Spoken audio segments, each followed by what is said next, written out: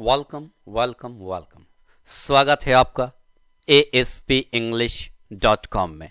तो आज हम बात करते हैं द यूज ऑफ ऑफ का यूज कहाँ करेंगे। बहुत सारे स्टूडेंट्स ने डिमांड किया कि सर ऑफ जो है उसको यूज करने में हम हमेशा कंफ्यूज्ड हो जाते हैं, तो आज उस कंफ्यूजन को दूर करना है। Be ready.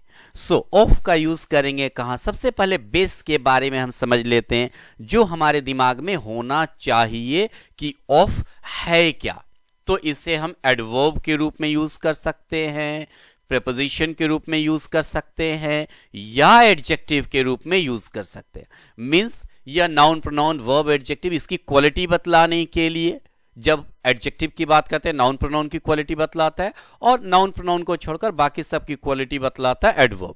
या फिर प्रीपोजिशन के लिए इसे हम पोजीशन बतलाने के लिए भी यूज कर सकते हैं। और इसका मीनिंग क्या होता है, that is the most important part. अगर उसको आप समझ जाते हैं तो आराम से आप ऑफ का यूज सही तरीके से कर सकते हैं। तो इसका मीनिंग क्या होता है, सेपरेशन और डिटैचमेंट।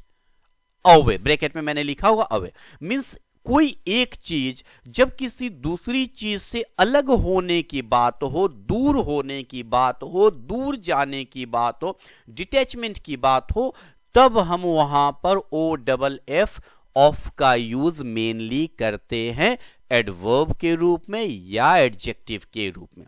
जब दूर जाने का सेंस हो, जब अलग होने की बात हो, जब सेपरेशन की बात हो, तो यह मीनिंग अपने दिमाग में पहले सेट कर लीजिए। उसके बाद आप आराम से इसके यूज को समझ पाएंगे। तो चलिए अब हम लोग इसके यूज को अच्छे से समझते हैं। दिख रहा है हमें एक टेबल है और एक गर्ल क्या कर रही है, वहां से जंप कर रही है।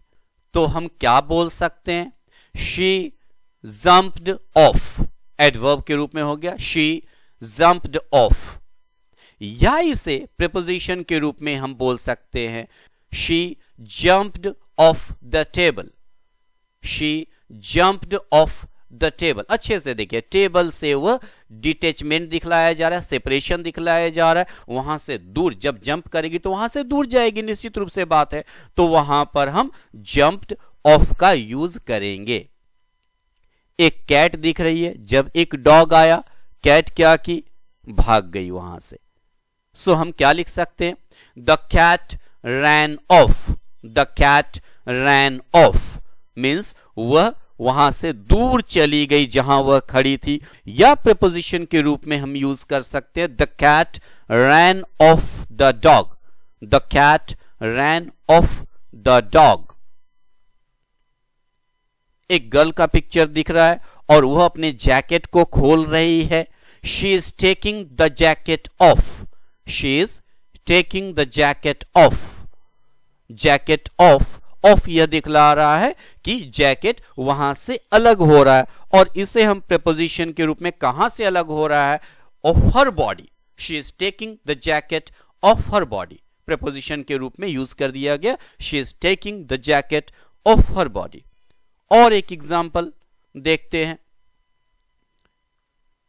They are getting off, they are getting off. एक प्लेन दिख रहा है, एरोप्लेन दिख रहा है, और वहां से अलग होने की बात की जा रही है, दे आर गेटिंग ऑफ। या प्रीपोजिशन के रूप में they are getting off the plane, कहां से वह अलग हो रहे हैं, they are getting off the plane.